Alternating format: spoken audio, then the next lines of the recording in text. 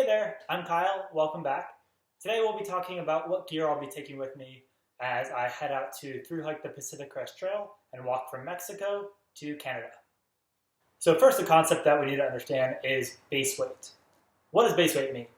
Base weight is going to be everything that is inside your pack, and everything strapped onto the outside of your back that doesn't vary in weight throughout your trip. So think about things like your sleeping bag, your tent, your clothes. All of these things have a constant weight that does not vary throughout your trip. Hence, it is your base weight. That's no matter what you add on to your trip, you're always starting with that one weight. Now, throughout your trip, you'll have different stretches that you carry food or water for, and those weights will vary depending on how long you have to carry food for. You might have a 2-day stretch, and you only have 3 pounds of food. You might have a 10-day stretch, and you have a lot more than 3 pounds of food. So a lot of backpackers use base weight as the metric for figuring out how much stuff they're carrying with them through their trek, because base weight is always a universal starting point for anyone, no matter how long of a stretch you're hiking. Whereas when you add on your consumable weight, your water, your food, your fuel, on top of that, that all depends on how long you're going to be hiking for.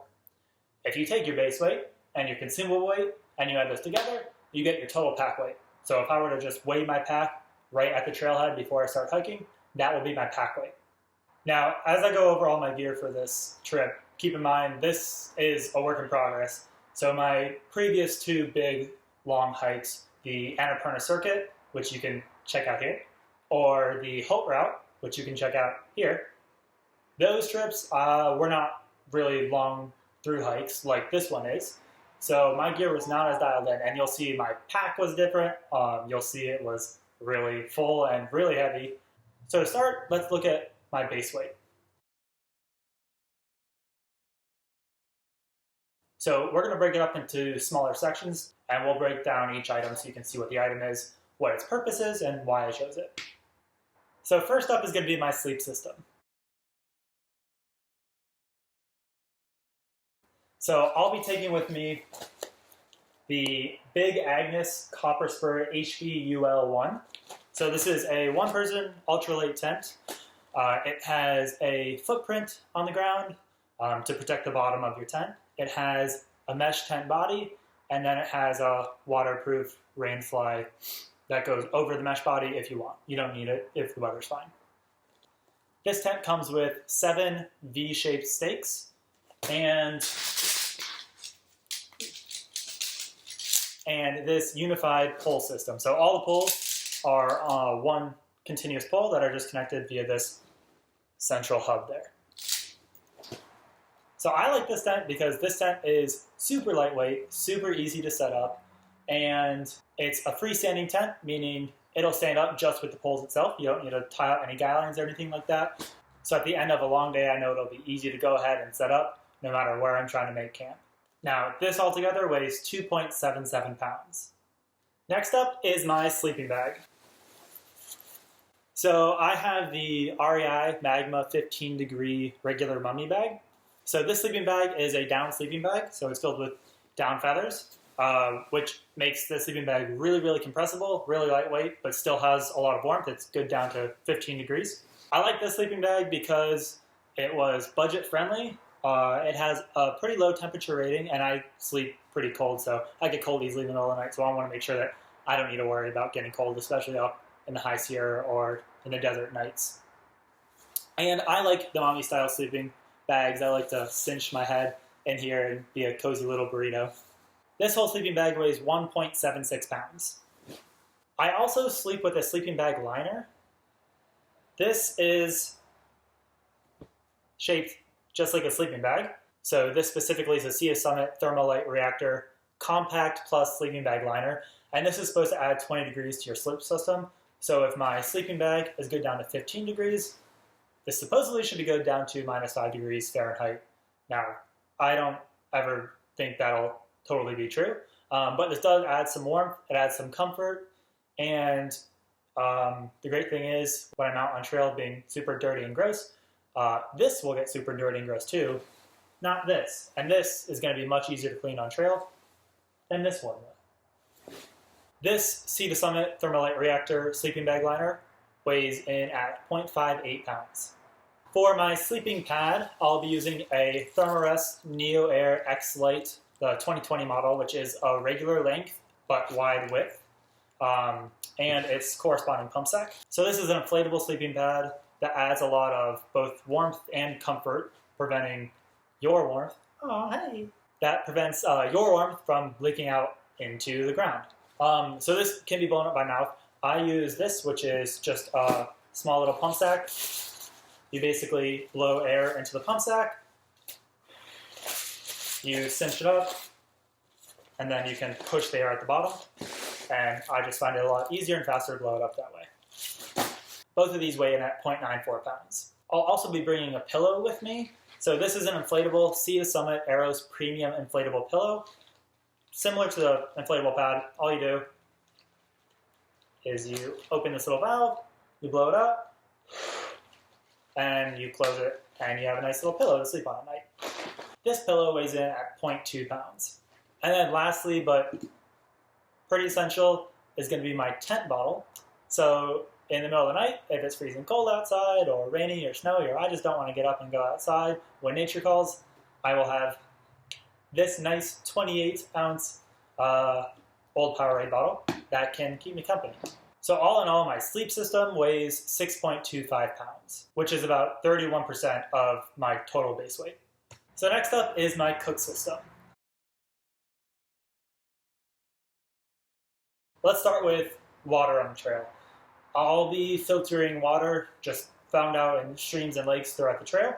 And I will be using two 1-liter smart water bottles because they're super lightweight and they fit really well with my water filter. Both of these smart water bottles weigh in at 0.13 pounds together. This is my water filter. This is a Sawyer squeeze water filtration system.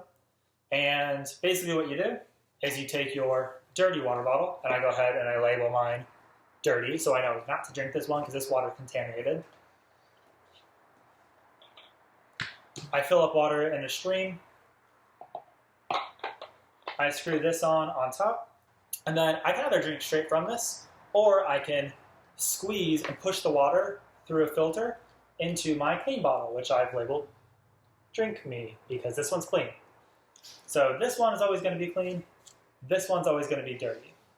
Now I also modified my Sawyer filter by putting a little washing machine screened washer in the bottom. So it has a black rubber gasket with that kind of mesh protection over it. So this is going to help keep out larger sediment so it won't clog up the microfilter inside. And that rubber gasket fits in it really nicely so it won't fall out and lose it 1 week into the trail. Another thing you'll notice is that I use these flip-top caps on the smart water bottles. These ones don't actually come with the 1-liter smart water bottles. They come with the 0.75-liter smart water bottles. But I always switch these out because these are great on trail. If your water filter starts slowing down on flow rate or gets clogged, you can use these to back flush this system, and they fit on there really nicely. And then you can just push out any of that dirt that's accumulated on the bottom, and you'll regain a good flow rate. Now, that Sawyer squeeze weighs in at 0.16 pounds. So for the most part, I'll just be carrying those two 1-liter smart water bottles, but there are going to be times where I have to carry more water, especially in dry sections like in the desert during the first 702 miles. So during that time, I'm going to be taking a collapsible 4-liter water bladder with me. This specifically is the Hydrapak Seeker collapsible water bladder, and this is again 4 liters. It weighs in at 0.28 pounds, and I can just crumble this up and throw it in my pack until I actually need it. So the second part of my cook system is what I'm actually going to use to cook my food. So I will be using isopro fuel throughout my trip to cook my food that I'll be able to find in resupply towns. So I do consider this a consumable, so this isn't part of my base weight, but it's good just to see what this is. But this will connect to my actual stove, which is the MSR Pocket Rocket Stove 2. And this thing is really, really small, and it's nice. It expands, so you can get a good cooking surface. And this screws right on top of your fuel can, and then you can cook with it. So this MSR Pocket Rocket weighs in at 0.16 pounds. I'll be boiling all of my water in this pot right here. This is the Outdoor Anywhere hard anodized aluminum pot, which is nice because it has rubber handles, so when I'm cooking, I'll actually be able to grab it. This pot weighs in at 0.6 pounds. I'll be carrying with me 2 Bic mini lighters. These weigh in at practically nothing, and I don't want to ever run out of a lighter, so I'll be carrying a spare with me just to be safe. I'll be carrying this spork with me. This is the Sea to Summit Alpha Light Long Spork. This weighs practically nothing, and I like it because it's really, really long, so it can reach down inside all the food pouches that I'll be cooking. Now, this is my pouch cozy. This is homemade. I made it. It is made with Reflectix, just that reflective material that you can find on your car windshield. And basically what I did is I just cut a long strip, taped up the sides, put some Velcro on it, and you have a nice little pouch right here. So the whole purpose of one of these is that you can take instant dehydrated food, like one of these Knorr rice sides or pasta sides. You can boil your water in this pot that you have. You can rip off the top, just pour the hot water in here, fold over the top. Then you can put this inside of your cozy. Close that up. And this material will insulate it so it can cook for 10 minutes or however long that hot water needs to soak through the dry rice or pasta. And then you can open this back up and you can eat straight out of your pouch. And that way you're only ever boiling water in your pot and you never have to do any dishes on trail. And again, this pouch cozy weighs in at practically nothing. Regardless of doing dishes or not, I'm still going to bring a small little bandana so I can dry stuff or do dishes if I do end up having to do any. Now, I am going to be bringing a small spice rack because I like cooking and I don't want bland food for 6 months while on trail. I like looking forward to a good dinner at the end of the day. So I just have these 3 small spice shakers that I can go ahead and buy cayenne or garlic or black pepper at stores in bulk, and I can fill these up and I can always top off at resupply points as well. And then I have this really small squeezable travel shampoo bottle that I will be filling with sriracha because there's barely a meal that I eat without sriracha. That whole fancy spice rack weighs in at 0.1 pounds. Now for most of the trail, I'll be storing my food in this, which is just a roll top dry bag. This is specifically the Scentlok Atom airtight bag. It weighs 0.24 pounds and it's supposed to trap all of your scents in here. This is actually meant for hunting. That way I won't attract little creatures and friends along the trail. When I get to the High Sierra, a bear can's mandatory, so I'll be carrying one of those. But other than that, I'm not going to carry the weight of the bear can, so I'll be using just that food bag. And I store all of my cooking equipment inside of the pot itself, and I store all the food and the spices and stuff, again, inside that roll top pouch. So that's my whole cook system. That all weighs in at 1.57 pounds, and it's 6% of my total base weight. So in the following video, I'll be going over my clothes, my pack, and the electronics that I'll be bringing with me on trail. So in the third and final video on my gear, I'll be going over my first aid, hygiene, Sierra gear, and the miscellaneous gear.